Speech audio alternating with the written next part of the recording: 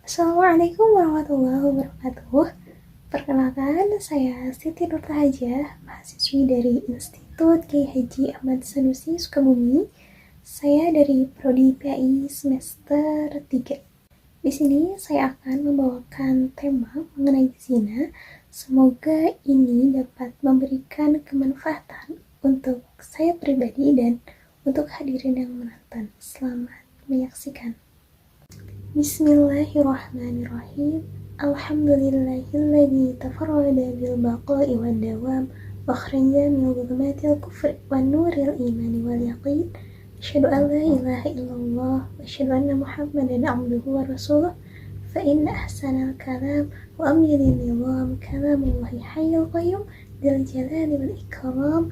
Rabbi shrah li sadri wa yassir li amri wahlul 'uqdatam min lisani yafqahu qawli. Allahumma faqihni fid dini wa 'allimni at-ta'wil. Amma ba'd. Alhamdulillahi rabbil alamin. Segala puji bagi Allah Subhanahu wa ta'ala yang telah melimpahkan kepada kita nikmat iman, Islam, serta kesehatan. Salawat beserta salam semoga tetap tercurah limpahkan kepada Nabi kita, yakni Nabi Muhammad sallallahu alaihi wasallam, beserta keluarganya, para sahabatnya, para tabi'innya, sehingga sampai kepada kita selaku umatnya.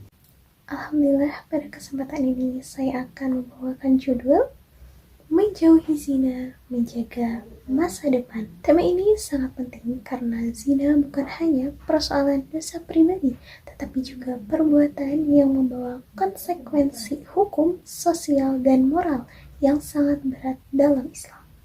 Zina merupakan salah satu dosa besar yang sangat dilarang oleh Allah Subhanahu wa ta'ala. Larangan ini ditegaskan dalam Al-Quran surah Al-Isra ayat 32 yang berbunyi, A'udzu billahi minasyaitonir rajim. Bismillahirrahmanirrahim. Wa la taqrabuz zina innahu kana fahisyatan wa sa'a sabila. Dan janganlah kamu mendekati zina, sesungguhnya zina itu adalah suatu perbuatan yang keji dan suatu jalan yang buruk. Ayat ini menunjukkan bahwa zina adalah perbuatan yang sangat keji dan merusak.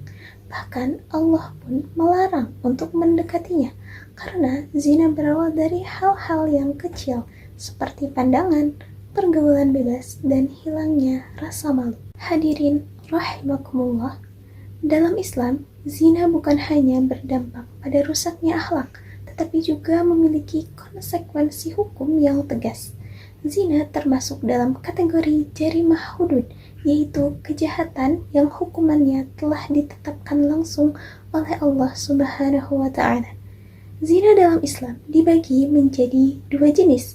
Yang pertama yaitu zina ghairu muhsan, yaitu zina yang dilakukan oleh orang yang belum menikah. Hukuman bagi pelaku zina ini dijelaskan dalam Al-Quran surah An-Nur ayat 2 yang berbunyi, A'udzu billahi minasyaitonir rajim. Bismillahirrahmanirrahim. Az-zaniyatu waz-zani fajlidu kulla wahidin minhuma mi'ata jaldah. Perempuan-perempuan yang berzina dan laki-laki yang berzina, maka deralah masing-masing dari keduanya 100 kali dera. Hukuman ini bertujuan untuk memberikan efek jera dan menjaga kehormatan masyarakat agar perbuatan zina tidak dianggap sebagai hal yang biasa. Yang kedua yaitu zina muhsan, yaitu zina yang dilakukan oleh orang yang sudah menikah secara sah. Hukuman bagi pelaku zina muhsan dijelaskan oleh Rasulullah Shallallahu Alaihi Wasallam di dalam hadis sahihnya, yaitu khudu anni qad ja'alallahu lahunna sabila as-sayyibu bis-sayyibi jaldu mi'atin wa rajm. Ambillah dariku, Allah telah memberi jalan bagi mereka. Orang yang sudah menikah apabila berzina, hukumannya adalah dicambuk 100 kali dan dirajam. Hadis riwayat Muslim. Namun, perlu dipahami bahwa penerapan hukum zina dalam Islam memiliki syarat yang sangat ketat, seperti adanya 4 orang saksi yang adil atau pelaku mengakui kesalahannya. Hal ini menunjukkan bahwa Islam sangat menjunjung tinggi keadilan dan kehormatan manusia, serta tidak sembarangan dalam menjatuhkan hukuman. Hadirin rahimakumullah, selain konsekuensi hukum di dunia, zina juga membawa konsekuensi spiritual, yaitu melemahkan iman seseorang. Rasulullah Shallallahu Alaihi Wasallam bersabda, "La yazni zani hina yazni wa huwa mu'min."